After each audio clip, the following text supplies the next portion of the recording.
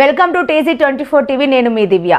పేద ప్రజలను ఆర్థికంగా అభివృద్ధి చేయడమే రాష్ట్ర ముఖ్యమంత్రి వైఎస్ జగన్మోహన్ రెడ్డి ముఖ్య ఉద్దేశమని ఎంపీపీ రాంబాబు అన్నారు. చింతలపూడి పట్టణంలో జగనన్న నవరత్నాలు, పేదలందరికీ ఇల్లు, ఇంటి స్థలం, బదలాయింపు దస్తావేజులు పంపిణీ కార్యక్రమం ఎంపీపీ బి రాంబాబు అధ్యక్షతన నిర్వహించారు.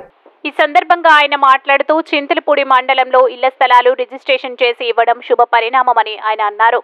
స్థలాలను లోను పెట్టుకుని ఇండ్లు కట్టించుకోవచ్చని ఆయన అన్నారు. ముఖ్యమంత్రి మహిళలకు పెద్దపీట వేస్తున్నారని అన్నారు. అనంతరం మహిళలకు పట్టాలు పంపిణీ చేశారు. ఈ కార్యక్రమంలో జెడ్పీటీసీ నీరజ, పట్టణ అధ్యక్షులు కుప్పల నాగేశ్వరరావు, నిమ్మగడ్డ దుర్గారావు, గడ్డమడుగుల విక్రమనాయుడు, గంధం రామ్మోహన్ రావు, సర్పంచ్లు, ఎంపీటీసీలు పాల్గొన్నారు.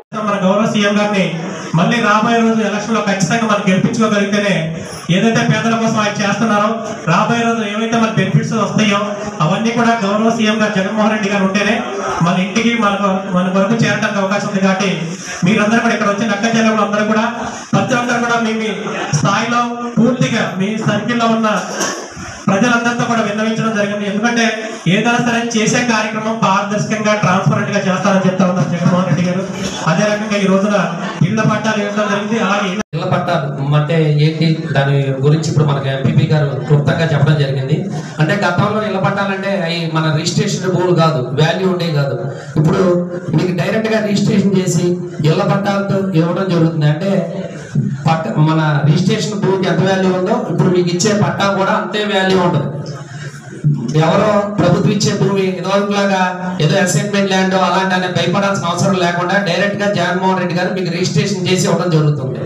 అలాగే ఇవాళ ఏ పథకం చూసుకున్నా ప్రతి పథకం కూడా మహిళలకే, ఏ పథకం చూసుకున్నా ప్రతి పథకం కూడా మహిళలకే. మీరు గతంలో చంద్రబాబు గారు ఎన్నో మోసపూరిత హామీలు ఇచ్చి మనకి ఎలక్షన్ లో గెలవడం జరిగింది. గతంలో డ్వాక్రా రుణమాఫీ చేస్తానని ఆయన హామీ ఇచ్చాడు. చేశాడా ఏమన్నా చంద్రబాబు గారు? చేశారా? మరి జగన్ గారు చెప్పారు, చేశారా లేదా? 4 విడతలుగా మీ అకౌంట్ లో డబ్బులు పడుతున్నాయా లేదా? పడిపోతున్నాయి ఇప్పుడు కూడా. అలాగే రైతు రుణమాఫీ చేస్తానని గతంలో ఆయన చెప్పాడు, చేశాడా? చేశారా?